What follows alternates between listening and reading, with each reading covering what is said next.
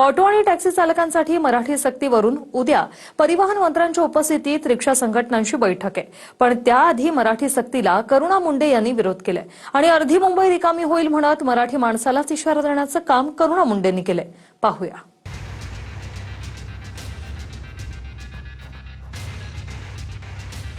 Auto rickshaw चालक, taxi चालक आपली रोजीरोटीवरती लक्ष देणार, भाषा शिकण्यामध्ये लक्ष देणार. ज्यांना बोलायची नाहीये त्यांनी आपल्या आपल्या शहरांमध्ये निघून जावं. बिहार आणि यूपीचे लोक जरी गेले ना परत, तो आधी मुंबई जे आहे ते खाली होणार. रिक्षा चालकांची एवढी ताकद आहे की मुंबई बंद करतील, ते पण परप्रांतीय. आणि आमचे मराठी रिक्षा चालक ते सक्षम आहेत मुंबई चालू ठेवायला. 1 मे पासून ऑटो आणि टॅक्सी चालकांसाठी मराठी सक्तीवरून आता करुणा मुंडेंनीही उडी घेतली आहे. गरीब ऑटो चालक रोजी रोटीवर लक्ष देणार की मराठी शिकवण्यावर, असा सवाल करुणा मुंडेंनी केला.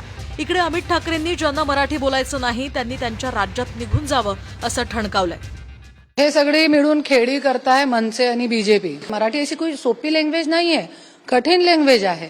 आणि ते लोक गोरगरीब ऑटो रिक्षा चालक, टॅक्सी चालक आपली रोजीरोटीवरती लक्ष देणार, आपले मुलाबाळांचे पोटावरती लक्ष देणार, पोट भरण्यामध्ये लक्ष देणार किंवा हे भाषा शिकण्यामध्ये लक्ष देणार. हे खूप अति आहे. आणि मला वाटतं की ज्यांना बोलायची नाहीये त्यांनी आपल्या आपल्या शहरांमध्ये निघून जावं. तुम्ही संपावर ठामात, आम्ही आमच्या भाषेवर ठाम आहोत. याच्यात एवढं कन्फ्युजन काय मला कळत नाही. आणि सरकारने निर्णय घेतल्यानंतर सरकारचेच लोक विरोध करतायत. त्याच्यामुळे त्यांच्यात एकमत नाहीये. तुम्ही आम्हाला काय विचारताय? आम्ही मराठी भाषेच्या बाजूने कायम असणार आहोत. 1 मे पासून मराठी न येणाऱ्या ऑटो टॅक्सी चालकांचा परवाना रद्द करण्याचा निर्णय परिवहन मंत्री प्रताप सरनाईकांनी घेतलाय. या निर्णयाच्या विरोधात ऑटो रिक्षा संघटनांनी 4 मे रोजी बंदचा इशारा दिला. तर मराठी शिकणार नाही अशा मुजोर रिक्षा चालकांच्या समर्थनात करुणा मुंडे बोलताना दिसतायत. अशी पोकळ भीती दाखवून मराठी माणसालाच अप्रत्यक्षपणे इशारा देण्याचा प्रयत्न करुणा मुंडेंनी केलाय. कुठेतरी लोकांची दिशाभूल करून ते लोकांना जीव जगू द्यायचे नाही. हे सरकारला जे आहे, लोकांना जगू द्यायचं नाही. तुम्ही हे जिद्द सोडा. आज तुम्ही बघू शकता, जरी बिहार आणि यूपीचे लोक जरी गेले ना परत सोडून मुंबई, तो आधी मुंबई जे आहे ते खाली होणार आणि स्वतःच्या घराचे काम आहे ना स्वतःला करावं लागणार. रिक्षा चालकांची एवढी ताकद आहे की मुंबई बंद करतील, ते पण परप्रांतीय. आणि आमचे मराठी रिक्षा चालक आणि जे मराठी बोलणारे रिक्षा चालक आहेत ते सक्षम आहेत मुंबई चालू ठेवायला.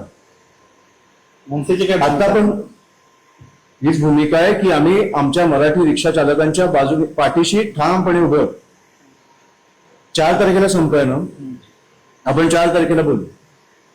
पण मी आजही बोलतो, आमच्या अंगावर येऊ नका.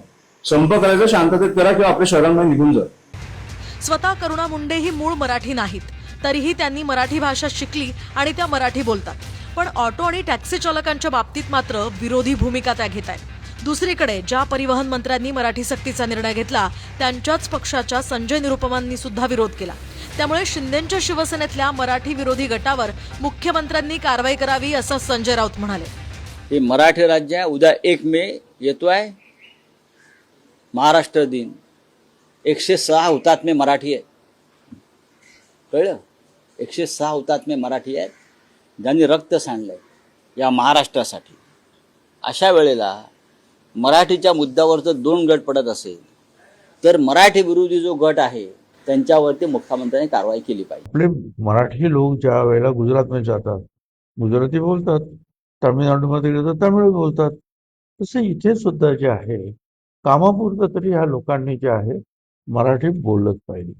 आणि त्यासाठी तर शेम सांगतात ते अगदी बरोबर आहे. वाद करून काय मुद्दा काय मिटणार नाही. ठीक आहे ना, त्यांना दिवसाचा 1 तासाचा क्लास वगैरे लावून वगैरे वेगवेगळ्या संस्था निर्माण कुठे करता येईल आपल्याला, तर करूया ना. कल्याण डोंबिवलीमध्ये सुद्धा ऑटो चालकांची संख्या मोठी आहे. त्यामुळे 4 तारखेला बंद करून नागरिकांना वेठीस धरण्याचा प्रयत्न केला तर शिवसेना स्टाईलनं धडा शिकवला जाईल असा इशारा शिंदेंच्या शिवसेनेचे आमदार राजेश मोरे यांनी दिला. प्रवाशांना जो कोणी वेठीस धरेल त्याला शिवसेना स्टाईलने का त्याच्यावर आंदोलन केलं जाईल. सर्व पक्षीय रिक्षा युनियनला सांगणं असेल कुठल्याही नागरिकाला, कुठल्याही सामान्य नागरिकाला त्रास होईल नाही असं तुम्ही सर्वजण वागला पाहिजे. जर त्याला 4 तारखेला कुठल्याही प्रकारे त्रास होत असेल तर त्यांना शिवसेना स्टाईलने धडा शिकवलं जाईल. मराठी सक्तीवरून स्वतः मुख्यमंत्र्यांनी सुद्धा आग्रह असावा, पण जोर जबरदस्ती किंवा हिंसा चालणार नाही असं म्हटलंय. रिक्षा संघटनांसोबत परिवहन मंत्र्यांची बैठक आहे. त्यात सक्तीचा निर्णय कायम राहतो की मग अमराठी चालकांना मराठी शिकवण्यासाठी वेळ दिला जातो हे दिसेल.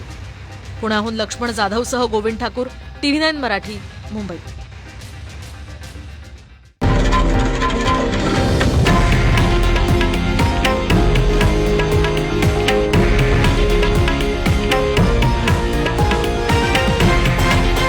हे आहे देशातील नंबर 1 न्यूज नेटवर्क आणि आपण पाहत आहात TV9 मराठी, एकमेव.